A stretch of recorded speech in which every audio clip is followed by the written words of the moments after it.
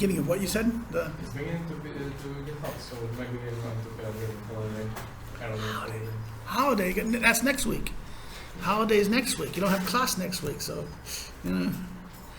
Just a reminder, we don't have class next week because because we have we have an extra day in the system because we had, like, we had, this class had 17 sessions assigned to it. So we only can have 15, so we took 2 off, and we picked the last week off and next week off because it's the 3rd. Otherwise, you have to come back right after 4th, right? It'd be kind of like saying, yes, you know, this way, because, you know, tomorrow, yesterday will be, you know, the Tuesday, the 3rd will be off, right? So therefore, why not just use that a little more simple that way, so that we don't meet next week. We'll meet on the 11th, and on the 11th we will return to the discussion of. It'll be our 10th class. It'll be our 10th class, and we'll focus on change and revolution. That's the focus on it. Today's topic is I'm going to finish up a little bit of regime. But we'll talk most about division of powers and function of powers. I noticed that I didn't do something last week, and that post forced me to kind of rearrange the quiz, you know, the structure for the quiz. One of the things that I didn't do was discussion of this. We talk about legitimization. One of the things we should talk about. And that's another thing we'll probably talk about in the sense of, with separation of powers a little bit. We'll talk about representation. Once you have a concept of political structure, in terms of the nature of any system, well, let's stick with the question, legitimization. What were the classic conceptions of legitimate regimes, and what legitimates them? What makes them legitimate? That's what makes them right. What makes them okay? And the older tradition, the older tradition used to do what they called ancient political science or classical political science. The claim what legitimized a regime or kind of rule was the idea of its justice or its claim. In other words, what makes it, what authorizes it? It could be the gods authorize it, you know.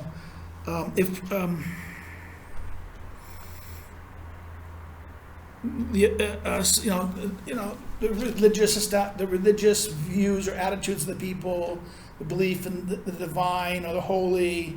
These are some aspects of legitimization. The other aspect of legitimization used to be, the classical one, the classics, the Greeks, the Greek, ancient political science, starting with Aristotle's Politics is the modern, this is the most clear political science. This became the earliest form of political science in that sense. When we say classical political science, refer to that. Socratic, Metush or Michael? Alex. Alex, you're Alex. Alex D, right? Okay, you can take the quiz. I'm not. And if you can do it, just when you get it done, just bring the quiz up. And sign that. Sorry. And sign the sheet, please. I just didn't, we have our last minute entry in the class. The classical understanding, Socratic understanding was not a systemic conception. The Socratic understanding of this didn't have a real system or science of politics. It is with Aristotle you get a full, real beginning science of politics. In fact, Aristotle's science gets rediscovered in the 12th century Europe, and it became the engine that that drove what we call late Middle Ages to the Renaissance of political science. Okay, the understanding of that, and that the modern political science, starting with Machiavelli and Hobbes, Locke, that was a kind of rejection, repudiation of this Aristotelian kind of political science. So the Aristotelian political science was rediscovered by the scholastics in the 12th century. A monk rediscovered Aristotle's politics. Aristotle's politics was lost for a long time. Even the Romans didn't have the politics. The politics was seen as just when Aristotle writes his politics, the polis ceased to be kind of an irrelevant. The polis, which is the subject of the politics next with the regime, seemed to be irrelevant to the political environment. That you had the return of Roman Empire, had Alexander hegemonic rule, and that the city-states or these city political orders, the city ceased to be not as a viable institution anymore. So that's why some people argue that it became seen as an irrelevant document. But the problem here is that the subject of the politics was never really the city per se, but it was really the regime that, to understand how the city operated. And we could argue that the concept of the regime transcends the form of the civic structure of the city. And that's why the distinction between ancient and modern science, political science, rests on this. We talked about this. The differences between the ancient political science understood things as kind of a discrete system of component parts, right? That there's no, in other words, that it's kind of a emergent order structure. Okay, whereas the modern understanding of the state understands it in light of the idea of the willing agents. The willing agents construct a social entity.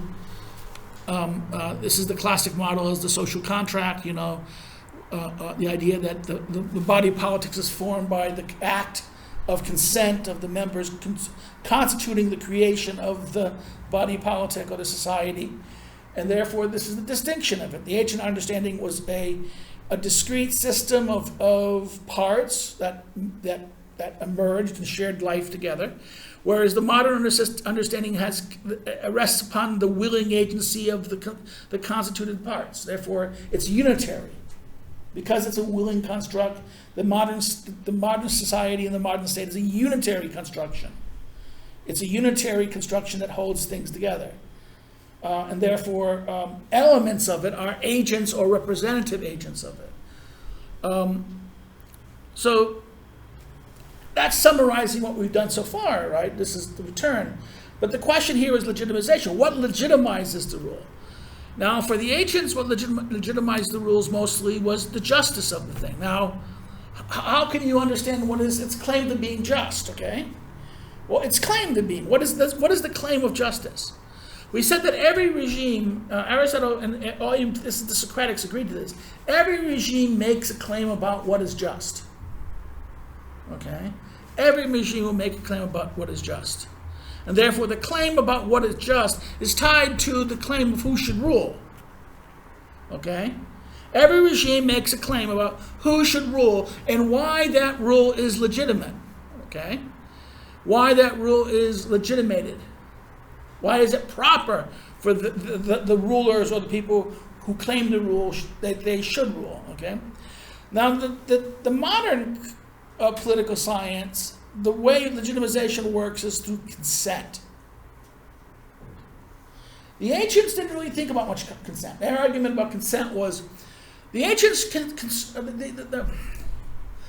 the ancients only cared about consent and the idea that they thought it's better to be ruling over willing people than ruling over unwilling people. In other words, it was never really developed as an argument. It was simply just common sense in their idea that it would be. In other words, if you rule over willing people, you don't have to use coercion that much. In other words, you wouldn't have to use coercion that much in your rule. Your rule would not engage that much in coercive character.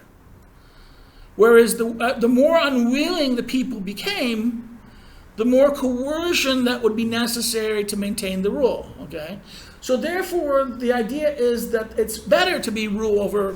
The argument was that if a society was completely unwilling, this would be more similar to despotic rule or mastery, the rule over slaves, than the rule over free people. Okay, the rule over free people was not to be considered that you wouldn't rule people. In other words, politics is not mastery simply. This is this. Some people might argue. Some will argue that. Some have argued this. That in other words, this is the classic difference between, let's say, the radical left and the radical libertarians. Both agree on this point.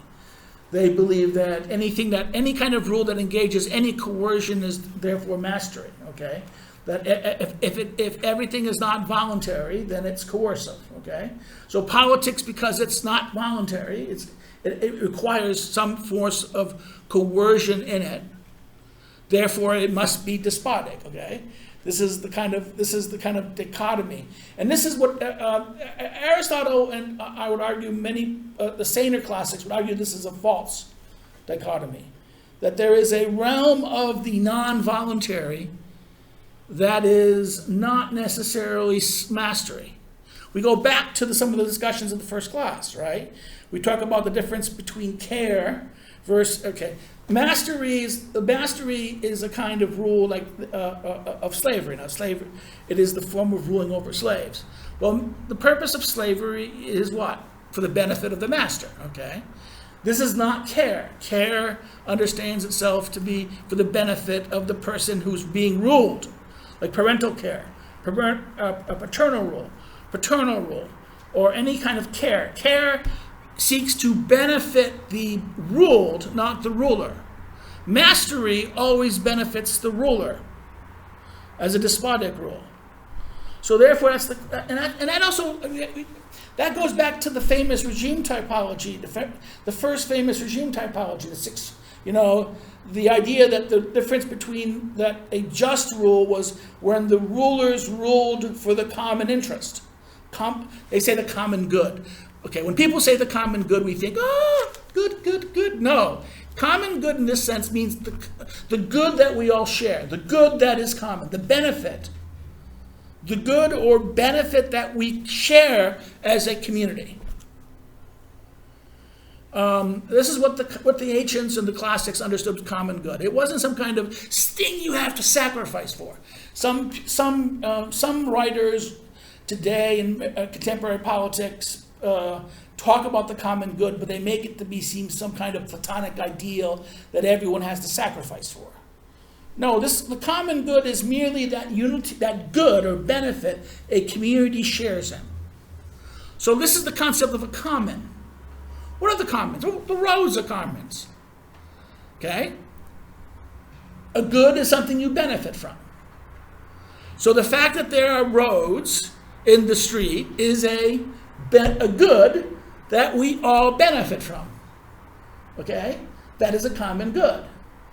Certain things are common goods, like schools. We say we look at education. That it's good that our children have a ways that they can be educated, right? So we say that this is a benefit that everyone in the community gets. Common. You see that's what a common good is. Common goods are those goods that we share together. Now, the idea here is, if the ruler is ruling for the common good, the common advantage, that's people. If everyone is, now the problem here is what? What is the big problem here? The big problem here is always people don't always perceive that this is in their advantage. Some people think, I don't have children, so it's not in my advantage that I pay money to schools. I don't use those roads that much. Half the roads I don't use, so it's not in my interest that they're roads. In other words, see, therefore, people sometimes will perceive what their interest is in a very narrow way, and such that they don't see it that way. And therefore, they would probably say, I don't want to help you. I don't want to give the money. I don't want to pay taxes. So therefore, the problem here is that not everyone will perceive completely what is a common good is a common good. And this is why there needs to be some coercion. Because why? We have to make sure people pay their taxes. As long as the money is not being spent for the benefit. Okay, let's say when does a political rule move from? Remember, this is unjust rule in the famous typology. Rule becomes unjust when the benefit benefits the ruler, right? So all of a sudden, if a ruler starts benefiting themselves at the expense of everyone else, or benefiting another group at the expense of other people, this is when it becomes unjust. So therefore, there's that slippery slope of to the degree of how much is when a thing is. See, sometimes people will perceive that this is not in their interest, but it's in their interest. It may not be immediately in their interest, but it might be in their interest in a longer sense. They might not see the benefit of it at this moment, but some future time or some moment late, some point in their lives or their children's lives, that this good that was funded by the taxes or coercion. Remember, taxes. What are taxes? Taxes are coercion. It's saying to you, give me the money. We need money. I'm taking from you. We're taking this from you in order to do something that is supposed to benefit us all. If it benefits us all, most people will say okay. But some people won't say it's okay. Some people don't care for other people. Won't care for other people. Some people will only view their interest in light of their own personal self. Okay? So therefore, we have to always understand that political power is always a kind of balance on the threshold of despotic rule. So therefore, if this is one of the things in modern politics we ought to be fair to understand. When does a law, when does a law, every law is basically the use of coercion. Every law, every public policy, any act of the state or government is always an act of coercion. Because why? Because if you disobey, what will happen? There is a punishment. There's coercion will be used. The story of Eric Gardner in New York City. You know the story about the black man, Eric Gardner, who was shot by the police, right? This is one of the Black Lives Matters moments in America. Why was he shot? You guys don't know. He resisted police. He resisted arrest. Why did he resist arrest? What was the New York City arresting him for? Does anyone know? This is not Ferguson or other places. His arrest was very outrageous. It was because he was illegally selling big soda. Bloomberg's new rule, you couldn't sell those 32-ounce things of soda in New York City. You could only sell the smaller sodas. So he was illegally selling 32-ounce, these big giant super gulp sodas at his little kind of bodega store. This little thing he ran. Okay? The police ticketed him. He refused. He ignored. He was after the third thing. They arrested him. He struggled. The police then shot him. Why does the police shoot anyone? Because the cop wants to go home to their family. And if you struggle with a policeman, and particularly if you do something like in the struggle you touch their gun or touch their weapon, this means you're going to die. You don't argue with a policeman. You say, yes, sir. If you don't say yes, sir, to a cop, you're just asking to be shot.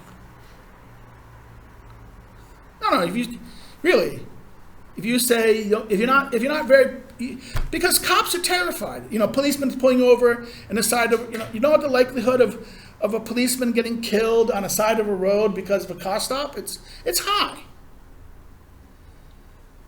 So, we have to understand that most policemen go home and live their lives kind of like fearing that they're going to get killed, and particularly in a big urban city like New York. where anything, a car stop or a drug stop can end up in a shootout. So therefore, what ends up happening is that police officers are called to enforce laws like soda or straw bans, banning the straws like California and some places. What happens to a store that, see, Poland doesn't do this because we don't have the rule of law in Poland. It's anarchy. If you have a store who illegally sells the straws, as long as he doesn't get caught and fined, he will continue selling the straws, right?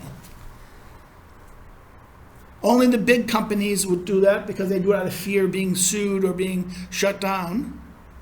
The small shops usually don't do it because they feel that police are too busy to go check everyone. So and the police don't do the same kind of things as in the U.S. in that sense. The cops are very weak. I mean, first of all, police here never arrest people properly. I mean, come on. Every time I've seen someone getting arrested, they let the person stand up. They don't put handcuffs on them. They don't put them against the wall. They do things. They don't search them. It's almost a farce seeing people get arrested here. I mean, we caught somebody robbing somebody, and when the police finally took him, they didn't put him in handcuffs. They just had him sit there, and I'm saying, God, Jesus. Why do the two of us who captured him robbing the lady used more physical restraint on him than the police did. It's almost like a game with the police and the crooks. They probably know each other in that sense. This is the problem, the coercion and why coercion and voluntary aspects of this. So therefore, what legitimizes rule here? The older view is the legitimization was always understood in terms of the claim of justice. The modern view is its consent, right? We consent to things.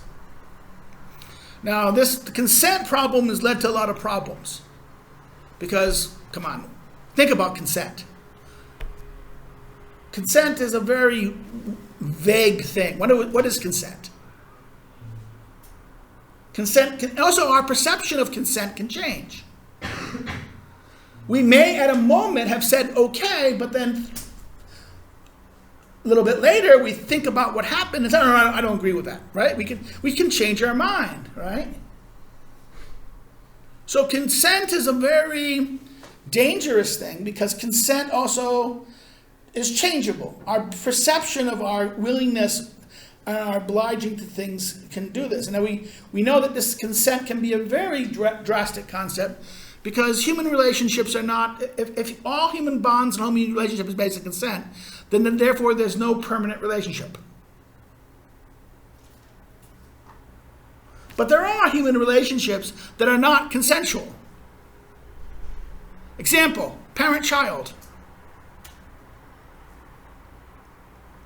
The parent-child relationship is not a consensual relationship. There's no consent involved. Your parents are your parents, and your children are your children. Okay? Other relationships can be consensual. Spousal relationships can be consensual. But then, wait a minute, what happens to the spousal relationship if it's merely consensual? And therefore, what happens to it? We have to understand some relationships about spousal or sometimes of interconnected human associations are not merely acts of friendship. Sometimes it's acts of passion, right? Sometimes these relationships are not. Sometimes these relationships become of mutual passion and mutual connection that bonds people together for something. Either their life together bonds them to a degree, or their passion for each other bonds them to a degree, right? Or something like this, something irrational might hold them together. So not only this idea of utility holding people together, but also the irrational urges and irrational forces can hold people together. So not everything is purely consensual. Therefore, human interaction is this kind of merging of the consensual and the non-consensual. So the problem with modern political science and modern thinking is that it ignores it ignores mostly the non-consensual aspect. It automatically views as illegitimate anything is non-consensual. This is why this modern feminism. This is why anything that cannot be consensual is therefore unjust. Therefore, if everything is not consensual, the argument in consensuality means what? Mutual benefit, mutual care, mutual power. If there is any inequality of power, then it cannot be consensual, the argument goes. If there's any inequality of power between the parties, therefore there cannot be consent. Consent requires that there must be a balance between the parties. See what that does now to human relationships? Some people, like Andrea Dworkin, will claim that all heterosexual relationships, because of the unequal power relationships between men and women, are all rape. All heterosexual relationships are rape in this kind of view because of the unequal power dynamic between people. This is the danger of taking the concept of consent and radicalizing it to a fundamental principle like this. Ultimately distorts human reality to a fundamental degree. We have to be careful about the way we understand the concepts like consent.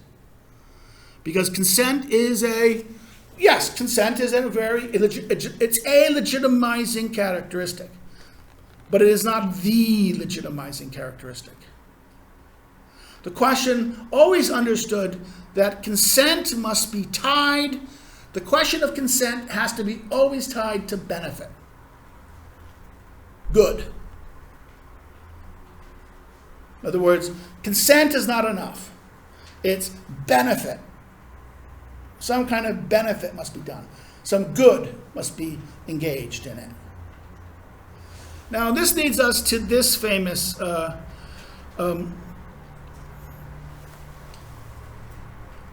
regimes and their claims to rule, right? Every regime makes a specific intrinsic claim to rule. This is repeating the things. And that therefore what happens here, the claim is connected to the final cause. This is repeating it. And the ancient classical model of politics took there to be 5 fundamental, but by this they mean clearly reoccurring regime types. Okay? And therefore, now there's a note here. Often there are 6, but they agree on 5. The 6th for Plato was democracy, for Aristotle's regime, and for Libius it was oligarchy. In other words, the traditional argument is that there was 5 common types they agree on. Therefore, it's reoccurring. 5 fundamental reoccurring. At one level, there's as many. The classical argument about regime was there's many forms to rule as there are parts in the city, the parts in the political system, the parts in the community that shape it. Okay. In one sense, the number of possible regime variations will depend upon the various parts of which part is the dominating part of the city. Now, the classics argued that there was basically the big 5. Why? The big 5 are the recurring types. These are the most commonly reoccurring types. And every one of these types are going to have a claim, a specific claim towards it. Okay, this is the thing. Now, this is the classic claim of legitimization and that. Now, kingship, aristocracy, oligarchy, democracy, tyranny, right? These are the classic claims. This is the classic regimes, the big 5. Now, what is the connection between this? Well, kingship is understanding, kingship is a tough one because the traditional kingship, if we understand kingship as a traditional form, it's parental rule. There's 2 types of kingship. There's kingship in the kind of what we say the way it emerged tribally and emerged out of its origins, how it emerged, and versus as an intellectual concept, starting with Plato. Plato's famous philosopher king, or the idea of the king of this. In other words, there's 2 conceptions. There's an intellectual conception. There's the origin, the historical origins of it, how it emerged, and then there is the kind of intellectual concept of the kingship. The intellectual concept of kingship is tied to basically wisdom and knowledge. That the wise, the one who has knowledge, the one who has wisdom should rule. Okay? In many ways, you can say modern bureaucratic rule, the idea of bureaucracy, that specialists should rule, or the knowable should rule, has a connection to modern bureaucratic or administrative rule, which is often not tied to monarchy, has the kind of aristocratic, kingly character to it. The rule of the expert, the rule of the noble, the rule of the wise, okay? Now, I don't mention it here, but it's there. The basic rule, traditional one, is what? Because kingship is tied to parental rule, so therefore there is the idea of what? That what legitimizes a king is that he's the rightful son of the father, right? That's the idea, that the other claim of legitimacy of kingship, the more traditional one, is the succession of father the child, parent the child. That the firstborn, or usually what do you call it? Yeah, it's I know the word. It's an English concept about land ownership. In English land, the first son tended to inherit the establishment. Again, I'm losing the word there. It's in America that never happened. That was kind of forbidden. The Americans, but in English it was the common rule that for aristocratic claims and estates, primogeniture. That's right, primogeniture. Primogeniture would fall to the firstborn. They would inherit the estate, the kingdom, the title, the land. Okay. Therefore, the traditional conception of legitimization was therefore legitimacy meant you were the rightful son, the legitimate child. Like illegitimate child could not inherit, right? The idea of the legitimate. This is where legitimacy emerged itself in that sense. And originally, in the historic origin, it was the idea of legitimacy was tied to who could succeed. So that the fundamental conception of this would be the parents. But for the purpose of the claim of regime, what is the claim of the regime of the monarch? The monarch, kingly rule, it's wisdom or knowledge. Aristocracy, it's the rule of the best, or virtue. It's the idea that the virtuous ones. In fact, that's where the name comes in, right? The Greek name of the regime, krasi means rule. Aristos means best. So therefore, to say aristocracy means literally to rule of the best ones. Okay, the question of who's the best one, what is the best? In other words, to claim aristocracy, every regime thinks it's the best. Every kind of ruler will think that they're the best. Okay? Now we leave to the oligarch. The oligarch, his claim, well, the problem, oligarchy is the rule of the few, literally means few rule, but usually oligarchy signifies itself with wealth, rich, wealth. Who should rule? The wealthy should rule. Therefore, I have a joke about this. Who should have the biggest say in the society? Those who pay. Those who are paying for things. Who should determine what is spent on? What should be bought? What should be constructed? Those who are paying for it. Isn't that legitimate? That's a very legitimate claim, isn't it? Those who are contributing the resources to build it should have a say. Now, that's the famous Declaration of Independence. This is the American Revolution, right? No taxation without representation. If you're going to tax me, you're going to take my money to pay for things, then I should have a say. Now, this is an oligarchy claim. The argument those who contribute should determine. The non-paying should not have a voice. Those who do not contribute should not decide what's being done. Because why? If the non-contributing has a voice, then therefore who would determine if the majority of if the many are non-contributing and the few are contributing? What will happen? Who would always benefit? If the many will decide, and that the many are and there's more non-paying versus paying, who will always benefit from that decision? It was to be non-paying. Therefore, the paying will feel put upon and resentful. Okay, so this is why there's the conflict. Now, the next aspect, democracy. Well, democracy kind of argument is that it kind of rejects the other claims. It says to the guy, the aristocrat, who's the best, you're the best. Well, why are you the best? Everyone thinks you're the best, so therefore, prove it to me. You can't. It says to the oligarch, well, yes, but then again, wait a minute. We contribute as well. We contribute our bodies, our lives, and things like this. In other words, the Democrats' claim ultimately is that no other claim to rule is simply persuasive.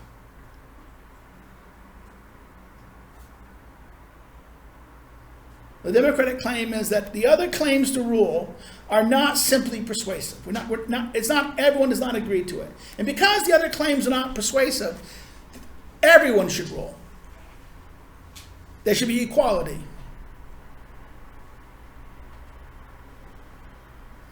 And the majority should, and to ensure that in other words, that once you have equality, the idea that no one's claim to rule me is superior, simply valid. Therefore, no one has no claim. There's no claim to rule over another one except their agreement towards it. Okay. So therefore, we have this idea that therefore all should rule. But for it to work, you need a majority. Say we default to an agreement that we have a principle of either the plurality or majority rule. Either the one who get the most agreement or the majority agreement, right? That's how we typically do democratic systems. The most win or the one who has the majority win. But the principle of that is still equality. And last but not least, tyranny. What is the claim of tyranny? It's power, might. It's right because I say so. It is right because I can force it. I can make you do it.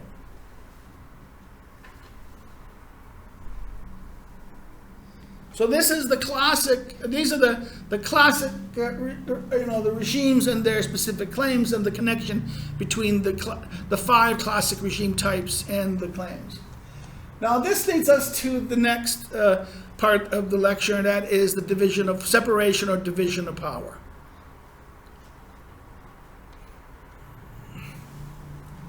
Now, the division of power is tied to like the division of labor. We divide, in other words, why do we divide power? The reason why we divide power primarily, for the first reason, it is in other words, it's a division of labor for governing. It ensures effectiveness and efficiency in rule. In other words, in a simple form of rule, right? You can have one man. If there's in a small community, right? Let's say we're back in the Stone Age, right? We're a group of about 25, 30, these group of 20 families struggling in Stone Age time, right? they pick one or two men, one man, big warrior who fights, who scares off the next bullies or groups that fights off, right? So therefore, you have the strong guy. Well, the warrior or the strong guy will probably defend you against and also he acts as defender. He acts as judge to make sure no one cheats each other and they get along.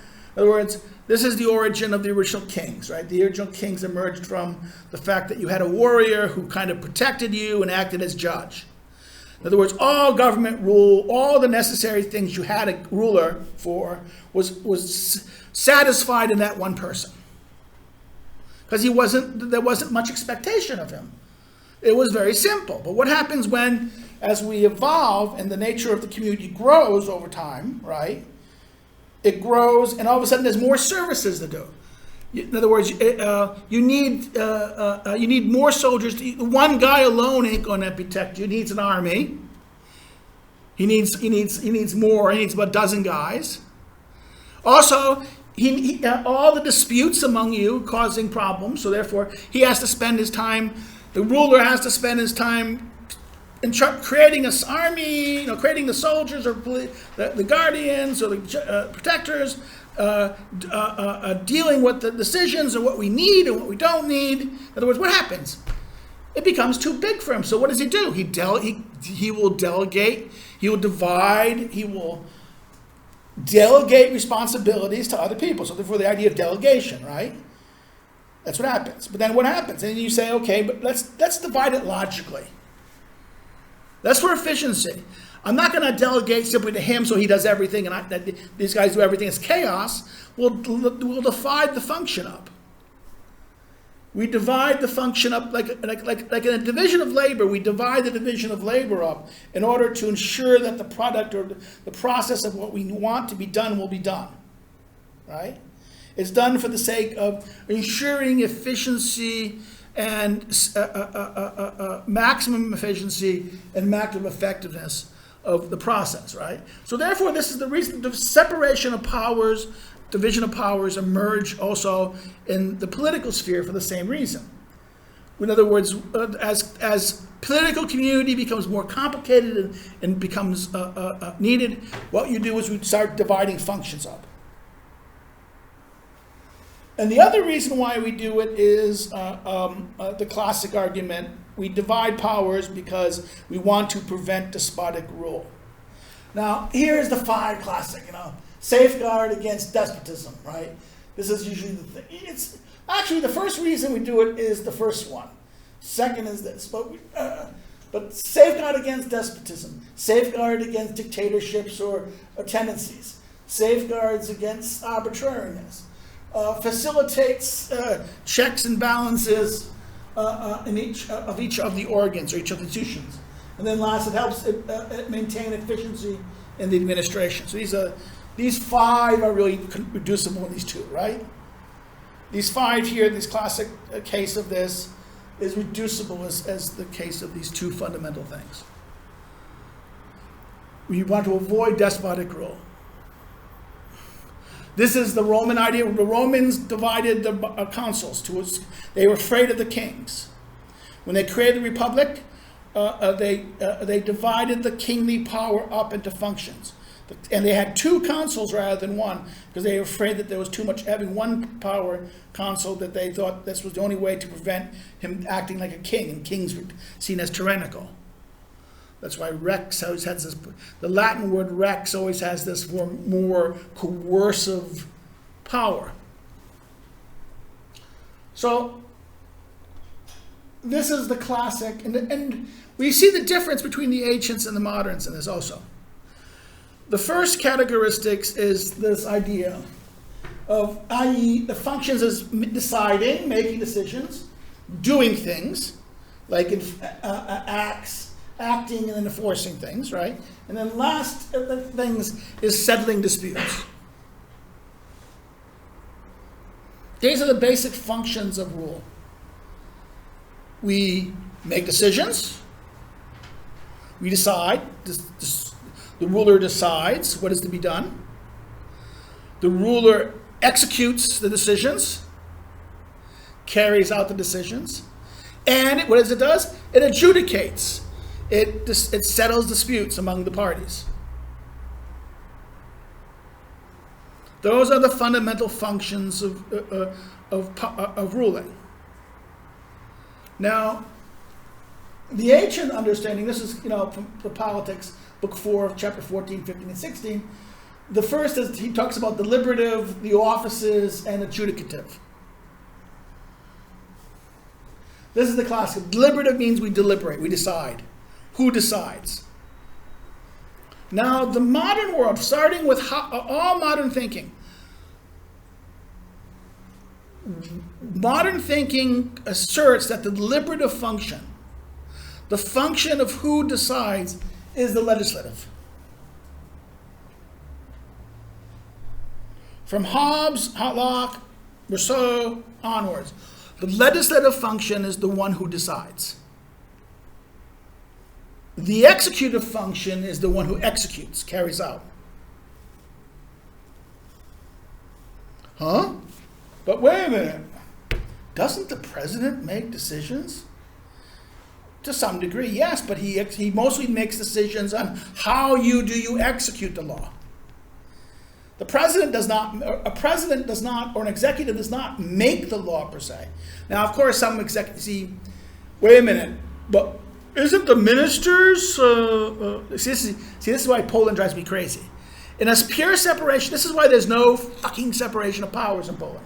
So anytime a KO person speaks about separation of powers, he's talking out of his, rear end.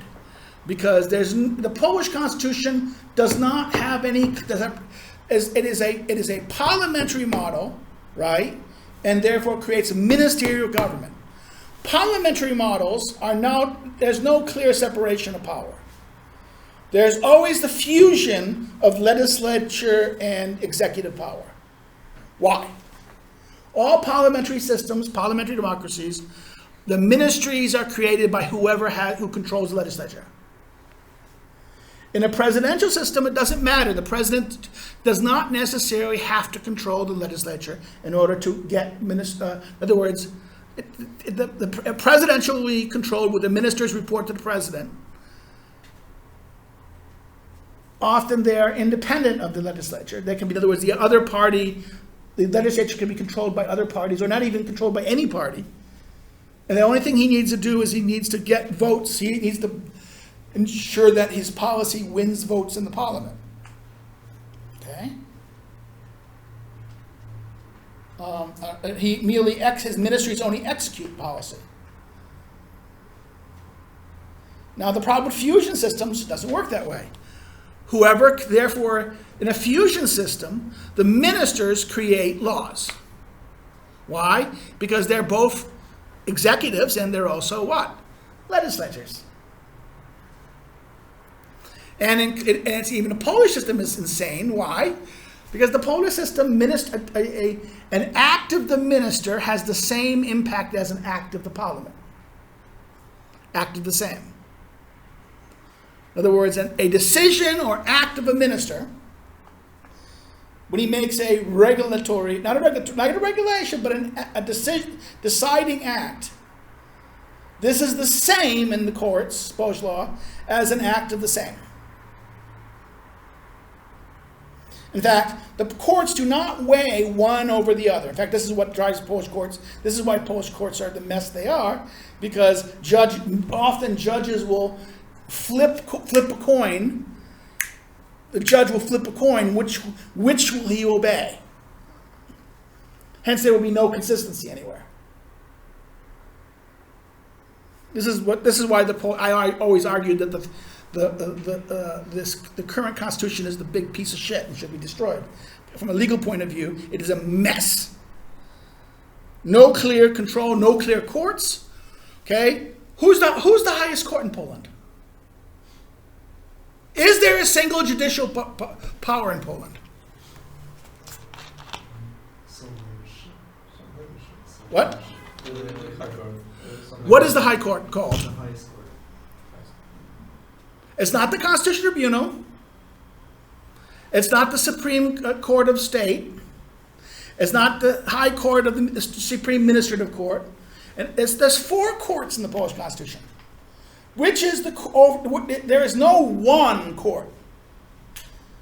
In America, there is one court. It's called the Supreme Court. It is supreme. The Supreme Court in Poland is not even supreme. It is what? It is the Supreme Court of the judicial branch that goes what? To the Constitutional Tribunal.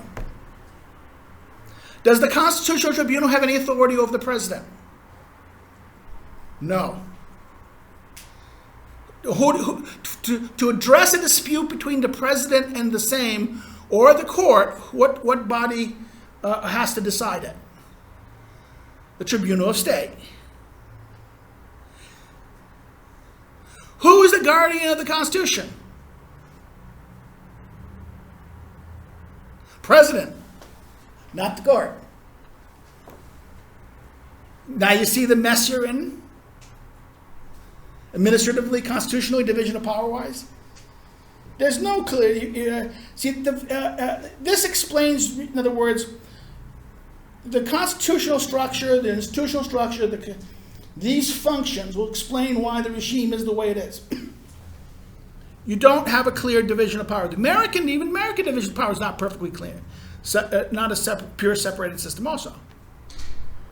Who is the final authority? We often say the court is, but no, it's all because there's no authority. It's when 2 parties agree, 2 of the branches agree in the United States, it defeats the 3rd branch. So when the president and the Congress acts against the court, forget the court. The court can be easily castrated. If the Congress and the most powerful branch of the American system is what? Congress.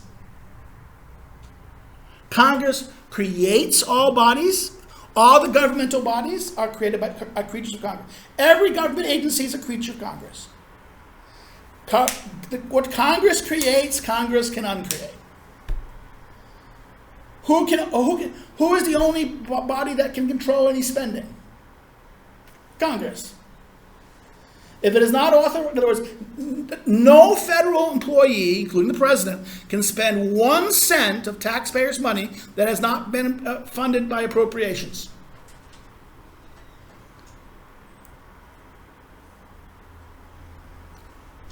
So in many ways, why does Congress, the powerful people like to give away powers. Why?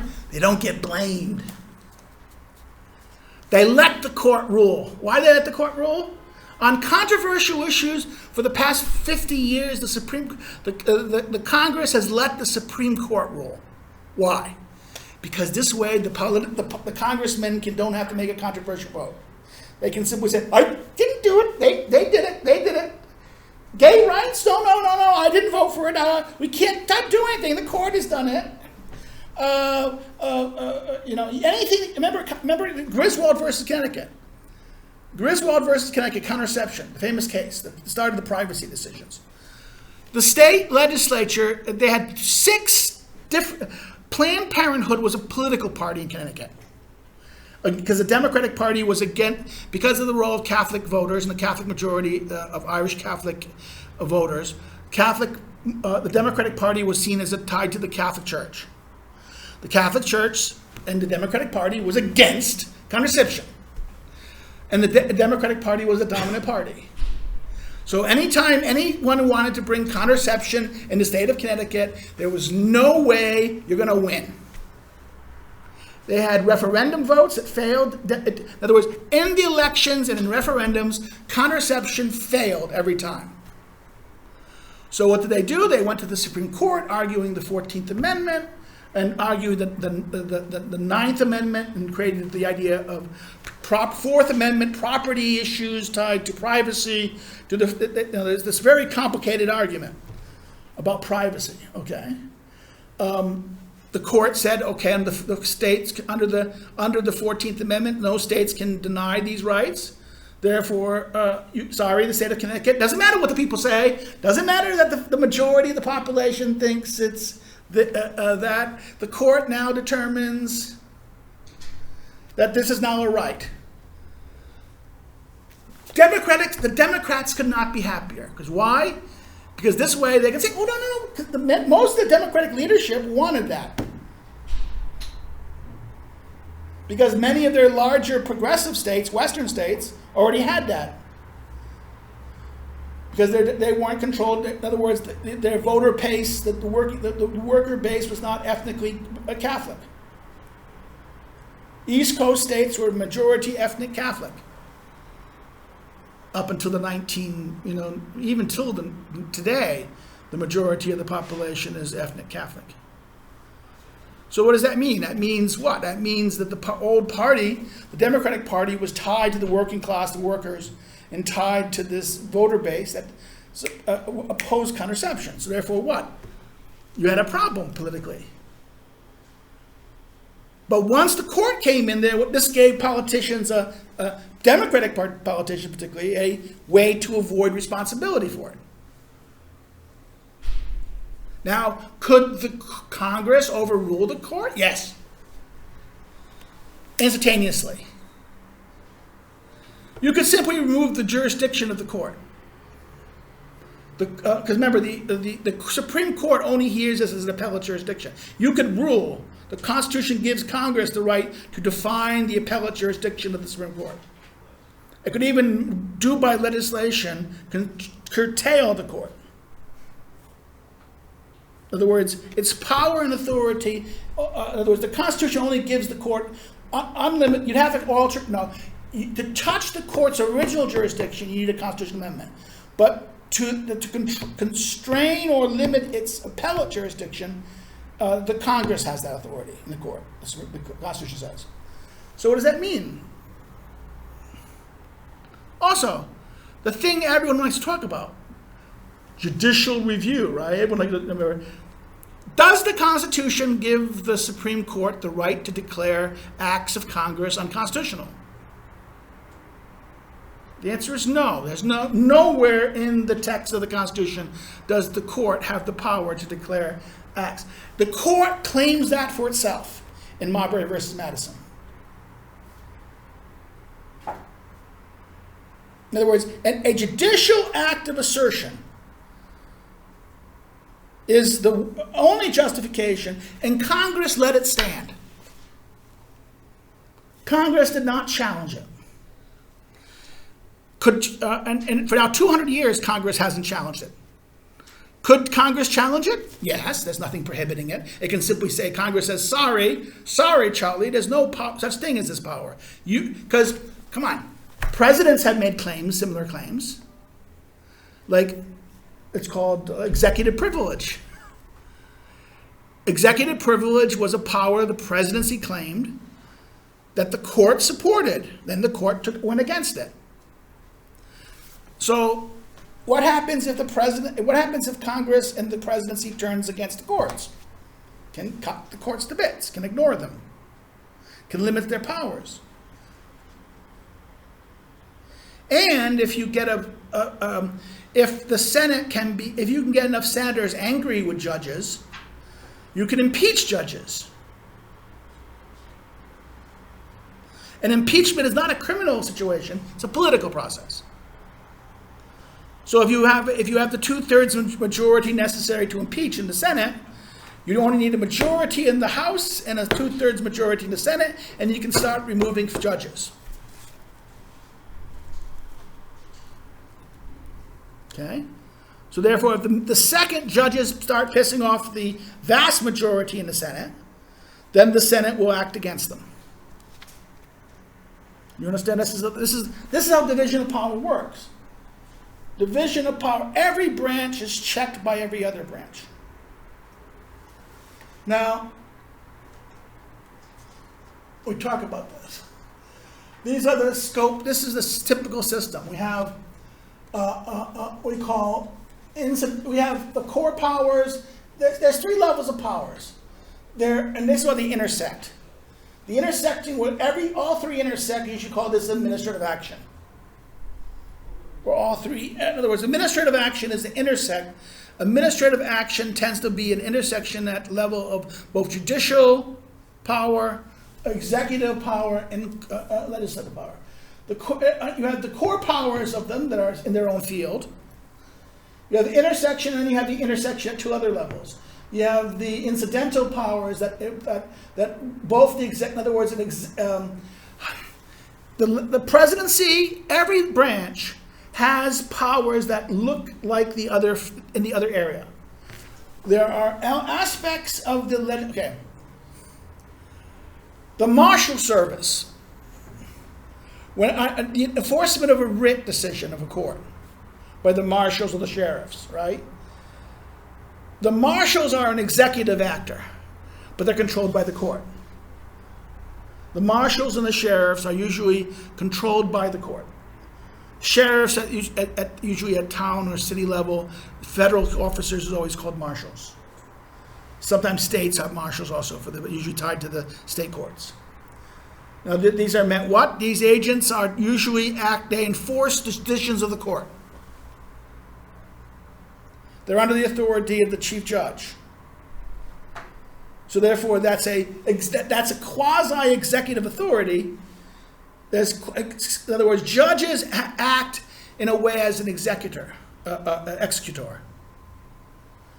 Okay, judges are in fact kind of an executor. Who is the real judge? Okay, most judges do not judge. Okay, unless the parties agree to it. Most judges do not judge.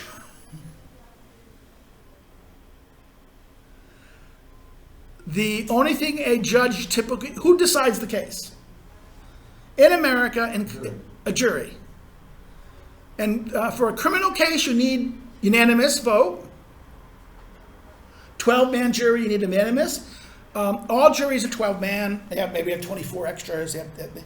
In a criminal court, you need unanimity, 100%. All 12 must say yes, guilty. In a civil court, you only need a majority. Okay? So if you're suing people, now the rule is a certain dollar amount. I think it used to be, the Constitution still says about, I think $15, $25, something like that, something low number like that, I forget the number. But that was written in the 1790s. Okay? But it's still, that number is still the same. Typical in most states is like $10,000, $5,000. Everything above $10,000 is usually small claims court, where you do it in front of the judge. The small claims court will have a judge he'll act as decider, no jury. But anything bigger, you get a jury. Sometimes you don't want juries, because juries can't handle complex economic issues. Only why you like juries, usually victims like juries. Why? Because juries will judge on a moral aspect. And also, they also hate rich people, because most of the jurors will be poor people or unemployed or elderly people, the people who don't have anything better to do. Because most professional people get out of jury duty. Okay, and actually, if you're a very educated person, trust me, you will get kicked off juries. Why? Because they don't want very intelligent person. No one wants an intelligent person. Too intelligent, too knowledgeable. That usually screws a jury up. That's why both sides will look at every juror and they'll say, okay, he looks like he's too hardworking. No, he'll go against my client. In other words, they'll play this game of looking at jurors to see which juror they would want. And then they will play this process of trying to exclude jurors. And then there's you have something like a certain number of preemptive. I think there's no more like 10 preemptive challenges that you can just challenge it. I don't like this person, I don't like it. But then there's unlimited causal reasons. So they ask you questions. Do you believe in capital punishment? Or do you believe in, ask you, what is your attitude about, if it's a black jury, what is your attitude about African Americans? They'll ask questions. And they'll ask questions to see if you're, to find a justification to get you to either say, yes, keep the person as a juror, or to exclude for cause. So therefore, judicial powers can have aspects where they share things. Judicial powers of legislatures, they make, judges make laws, and sometimes they will redefine the law. A judicial decision will shape how the law is interpreted. Trust me, this happens in tax law all the time. Much of U.S. tax code is not only what the law says, it's what the judicial code says. Therefore, it's not uniform in all America. Because do all federal courts go to the Constitution? Do all cases go to the Supreme Court? No. So if a federal judge has altered a ruling about how this can be interpreted, this piece of or this thing like tax law, or even the legitimacy of what constitutes as inside trading and security exchange law, okay? New York and California are two different parts of America, two different federal court districts. Unless the Supreme Court has ruled on the ruling, a ruling in New York is not binding in a rule in Los Angeles, a federal binding rule. Or likewise, a federal ruling in New York or that is not binding in Texas or Chicago.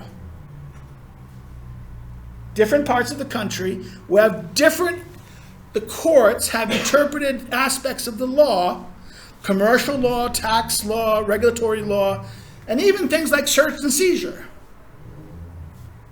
The ability of policemen to stop and search you will differ at different, this is not state changes, this is disagreement at the federal level because of judicial districts.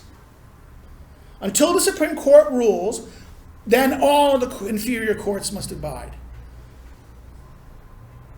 In other words, everything, if an appellate jurisdiction rule, it only is within that appellate district. There's multiple appellate districts, separate districts. I forget, 20 districts in America? So therefore, there can be 20 different, not even that, within sub-districts within it. So therefore, unless the appellate court has ruled something that has not been the appellate court, if a local regional court in Los Angeles, the federal court in Los Angeles has ruled something a certain way that has not been to the appellate court, what is true at the part of Los Angeles may not be true in San Francisco. And this, again, is federal because of federal jurisdiction. See, that's how, therefore, a judge, when he rules on the thing, changes the law. When he makes a ruling about the regulation and how it's understood, whether it's upholding it as legitimate or altering it, each alters the cases of the law. Now, this is why these things are the way they are and they interact. This is why no separation of power system is completely separate. Therefore, you have to and therefore, this is why the separation of powers and the way the institutions are acting will also interact with regimes. Different regimes will give different conceptions of division of powers and give them different weights. A lot of hardcore democracies would give presidential power. In other words, oligarchies tend to like parliamentary models, because it benefits elites. Parliamentary models give a perception of democratic control, but the real power is within the elites running the parties, and therefore the interparty elites making agreements. The example of this is Italy, where there's never a simple majority. Until the rise of PIS, there was not a majority in Poland, so therefore there was always a coalition government. And when there's a coalition government, that's oligarch control. Because any kind of coalition government, the voters don't vote for coalitions. They only vote for the parties. So coalitions are party level deals, therefore deals among elites. Not the people don't have any say. The people do not vote on whether this thing can happen. So democracy does not determine a coalition government. It's an inter-party elite system. So presidentialist models tend to be more democratic, which requires a majority vote.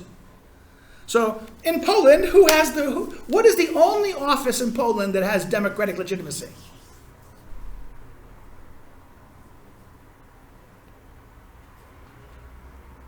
Come on, there's only one. Yes. And he's the guardian of the Constitution. You understand? That's the irony about this. But then at the same time, he doesn't have any powers, right? He does. He can interfere with, a smart president could make the parliament's life hell. Why? Because he has the right to talk to, if you know the Polish Constitution, the Polish president has the right to interrupt the Sejm and give a speech in the Sejm anytime he wants. So let's say the same one, the opposite party controls the Sejm, right? And you are the president. Can you prevent them from doing anything? Yes, you can constantly interrupt their meetings. Every day you could go to the Sejm and talk to them. Permanently frustrate them. And you can always threaten to veto everything they do. So you can prevent them from acting. In other words, if you're willing to spend an hour, 2 hours a day interfering with them and vetoing everything you can do that they can ever send to you, you can make their lives completely hellish. And can they remove you? No, you have to go to the you have to go to the Tribunal of State, and that the president even there can kind of block that to a certain degree. Okay, you understand? In other words, you have a weird structure. You have a badly constructed constitution in that sense. So therefore, you know how to play the game. Anyone who knows how to play the game would be able to use that as a weapon. Okay? Because every possible structure of legitimization of your rule is a legitimization of authority. And the fact that you have democratic legitimacy, which the prime minister has no democratic legitimacy. Did the people vote for the prime minister? No.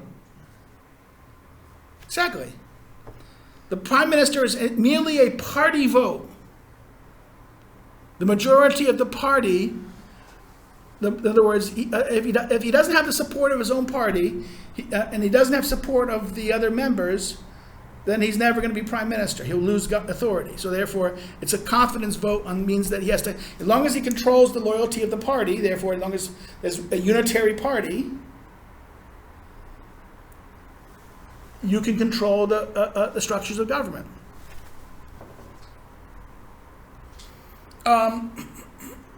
These are I talked about here. This is the classic presidential models. This is the parliamentary model. Citizens as voters, the legislatures. The parliamentary model works this way. You have the voters, right? That they elect the legislature, and then the legislature elects the executive by whoever controls the legislature, according to the first minister. This is the classic. This one is the presidential model, where the voters like this, they elect a legislature and a president. Two different direction of elections. And therefore, there's a competition between the legislature and the executive. In other words, these two things check each other. Here, there's no check here. There's no check of this or that. This controls that. Whoever's the majority there. Therefore, is the majority ever going to challenge? In other words, is the majority ever going to check itself? That's why in parliamentary models, is a legislative panel, is it ever going to criticize the legislature? No. The only reason why you create legislative panels or parliamentary panels is to cover up. It's for covering things up. A parliamentary inquiry is designed to cover things up. Why? Because it's not really checking the ministers. Because why? Because the majority government controls the parliament. The majority shapes the ministers. Will they want one? The minority will always want to check it, but they do that anyways in the legislature. But can they check it? They can talk. You can talk. You can criticize. You can do things. Now, this is who decides and how they're doing it. Now, this is the classic argument that modes of deciding. We can rule all by turns, where fundamental issues are dealt with by all, and others, key issues, are dealt with specific officers established to deal with it, who are either chosen by lot or elected. Elected, there's two ways we can vote. You can choose someone either by, I can elect you, we elect people, or by lottery. Like the above, the most part, the lesser or more technical decisions are made by offices that are most part elected. And the fourth mode, all decide about everything together, where the offices are there to make preparations and preliminary decisions. Okay, those are the four classic modes. And then what happens, modes where some determine, modes of some deciding. This is where all decide. Here are modes. In other words, any kind of office of where we decide things. The question is, who decides and how they decide? All or some? All is all the citizens. So all are either all in terms of a situation where all decide.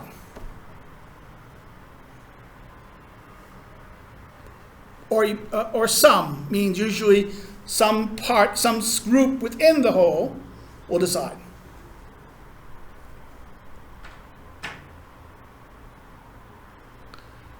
Usually you have to select, how do you determine the sum? Well, one man, some, okay, in an oligarchy, the all can be some, okay? The few who have citizens. Who's a citizen? In an oligarchy, few are citizens. In democracy, most people are citizens. The citizen is the one who decides. The citizen is the ruler. That's the conception of this. So in a classic democracy would be that everyone is there, therefore there's many citizens. In a many situation, it's very difficult to have everyone doing it, because it leads to the problem of effectiveness and control. If everyone's making decisions, everyone's making the ultimate decisions. So therefore you have to sometimes separate things. Hence why the modes of all determining create situations where we create four different possibilities. Where we have elect people either through representation, we either have oligarchs ruling, or you have a situation where few are ruling because of some structure. What happens is we create a set of conditions. There's 5 conditions. One, open to all who meet the low assessment. Okay, few are elected to decide. Those who are in office have the power to decide, choose who can hold the office next. Sons replace fathers in dynastic function. It gets this is another element. This is a kind of oligarchic character. And here, mixed variations. There's 4 mixed variations. Some all elected by vote, some of all by lot, some elected from a list of selected individuals, some chosen by lot from others list selected individuals, some of all by vote, or some chosen by lot from a list of selected individuals, and then some elected from a list of selected individuals, and some chosen by all by lot.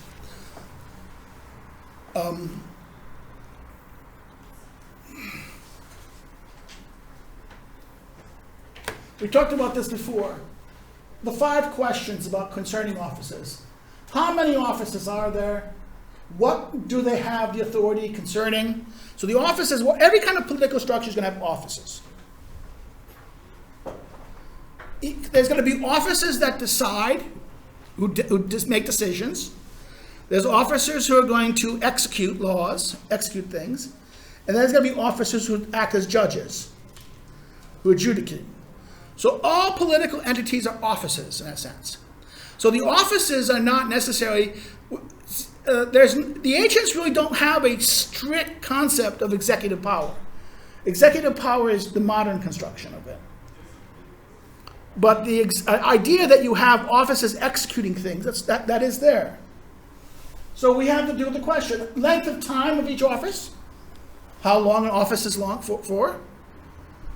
The length of their time. Should the office be permanent or for long durations or temporary? In other words, how should it be? Should it have a long forever?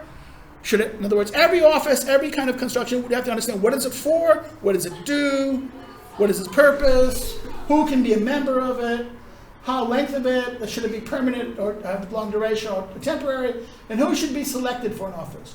Who should do the selecting? Who should be selected and who does the selecting? So who can serve and who appoints them or elects them?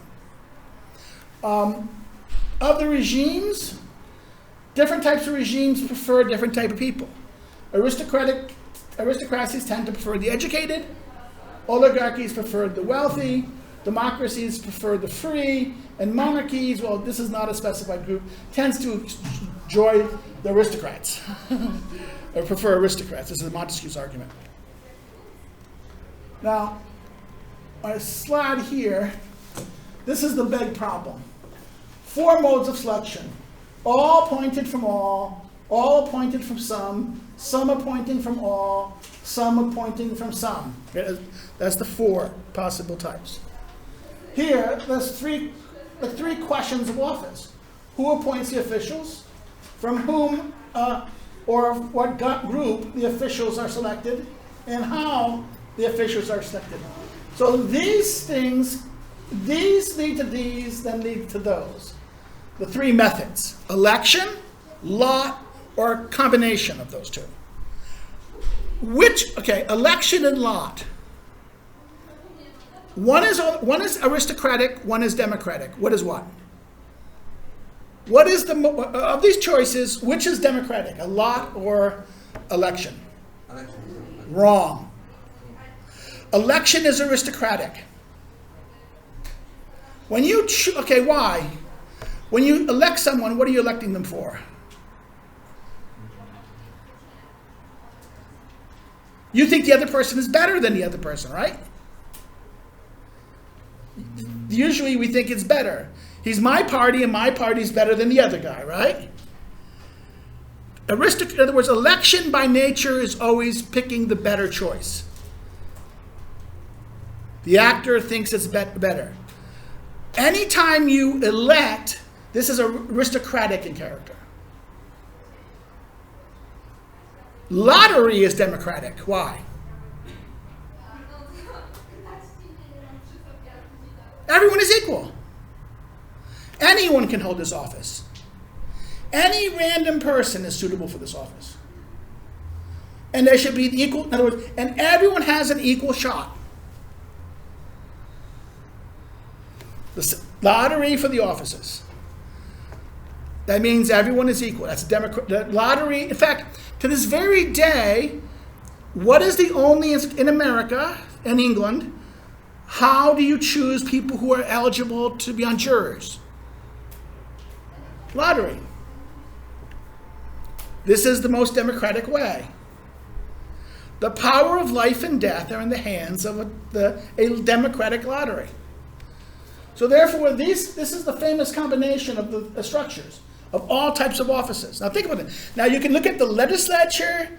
This will tell you, if you don't understand this structure, you can look at any political structure and therefore see how the institutions of the offices, who decides, the legislative offices, the deciding, how is it? Is it basically a little town hall where all the citizens come together, or do we elect someone to represent us? Right? And then what you do is they are the representative, deliberative, are going to execute the legislative function. The ones who execute the laws and enforce the laws, these are the executive offices. And those who are, remember, congressmen and senators are office holders. Parliamentarians are office. It's an office. You're electing them to parliament. They're a legislator. They are elective. Their office is a legislative office holder. And therefore you have an executive or administrative, that's executive too. And then last but not least, you have the judicial. And in common law country, who is the ultimate law officer? The lowest law officer?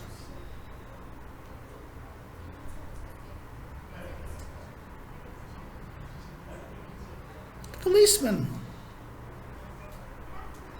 The policeman is he can adjudicate. In a dispute between people, he can in common law, the policeman or the sheriff can act as adjudicator, can settle disputes.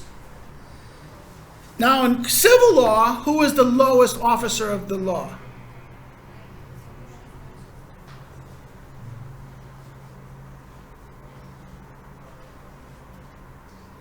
Come on, you should know this. No, not lawyer. You often go to them when you want to get a document recorded for official purposes. Let's say you want to get something, an official, put a document asserting as an official document to record something into the legal system under official record. Come on, you go to them, it costs like 100, 200 zloty sometimes. What? Notarish, notorish. The civil law, the lowest element of a judicial entity is the notary. You want to get something recorded as an official legal document? You go to a notary. They put the seal on it. Once the seal is on it, this is a court document. This is a document under the Polish law. It's recorded. That's why in America, notaries only deal signatures. In Polish, it's a civil law model. Therefore, the notary is the lowest level court official, judicial officer. Judges are more limited here. And I think that's the only thing is this is the classic one. Judicial officers, there's principles from whom they're selected or what matter they decide. In other words, you can have different types of court, and then what is the matter in which they are selected, by lot or election. Okay, so these are the different types of courts, these are the different things, and that's the end of the separation of powers. So see you guys after the break. Have a good Constitution weekend. Bye-bye.